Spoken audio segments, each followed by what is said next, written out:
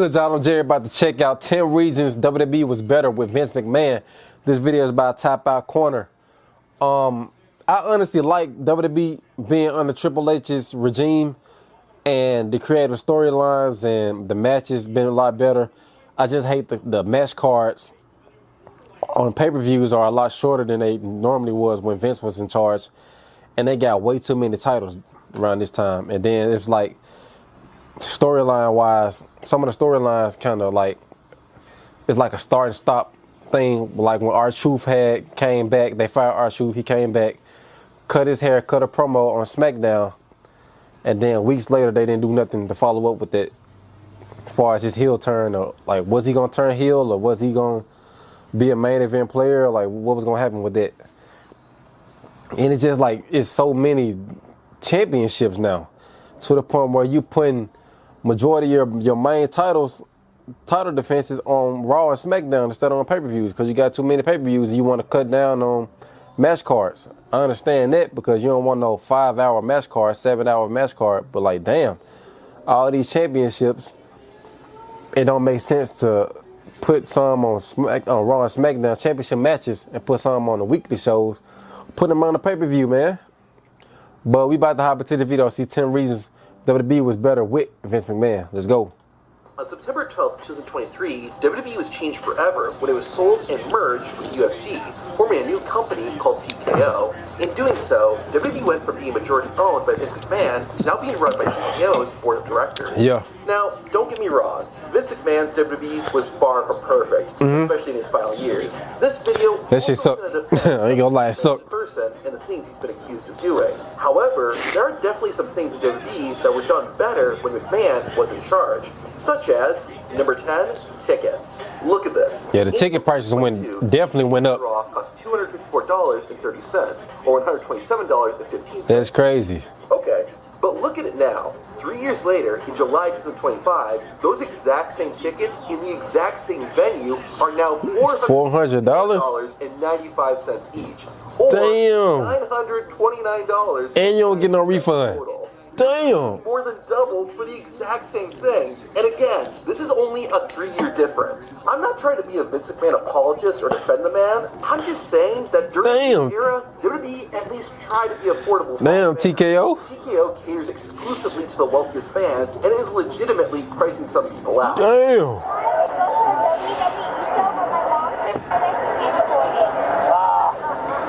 Sorry to hear that. Well, you can always watch it on TV, right?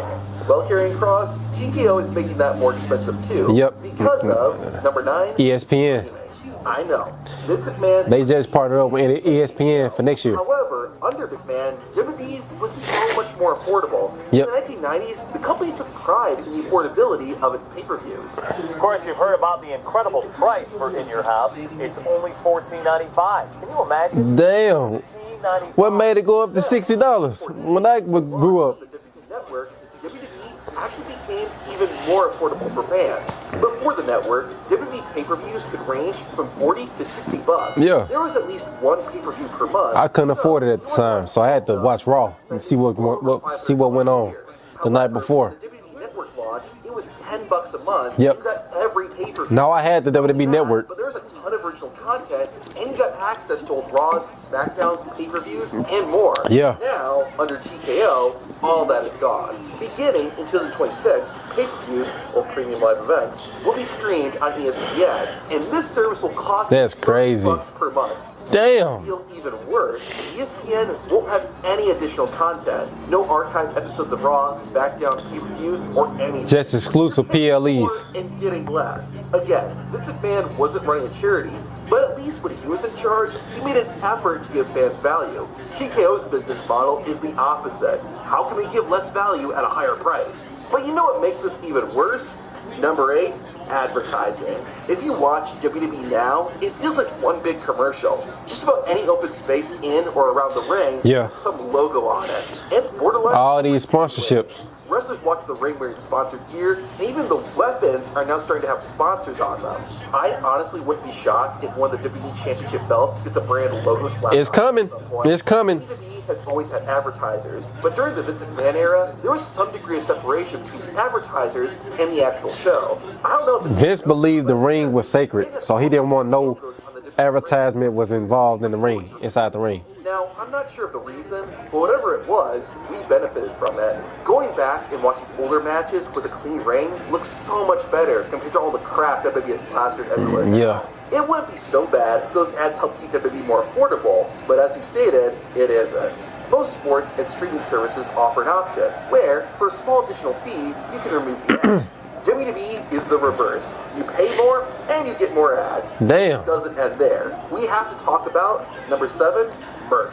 Recently, WWE has partnered with Fanatics to produce their shirts and a wide range of merchandise. I would have no problem with that, except for the fact that Fanatics sucks at their job. The quality of their t-shirts and other merch is awful, and it's all way overpriced. Look at this $2 demon puppet, $100. The designs on the shirts aren't really that good either. Sure, when Vince McMahon was in charge, WWE's merch wasn't the gold standard, Yeah. but it was solid enough. This new merch just follows the same formula of how can you make the most money by giving the crappiest product.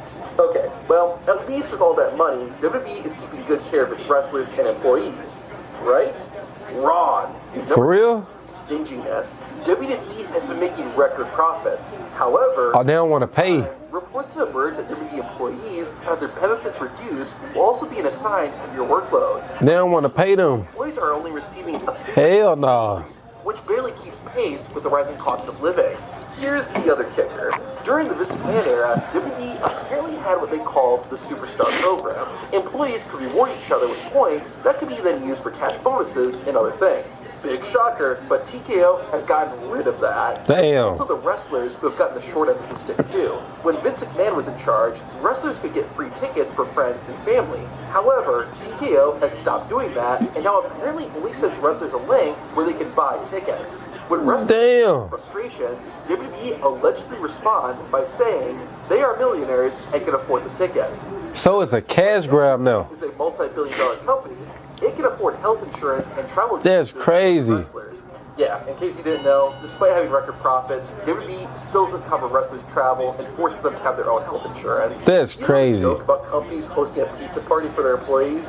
I think WWE would do that, but they would charge you $20 to get in. Someone's got to pay for that pizza. Damn. TKO. On a similar note, something else that was better when Vince McMahon was in charge was, number 5, commitments. Commitments. February 2025, WWE announced that WrestleMania 42 would take Oh yeah, that supposed to be in New Orleans.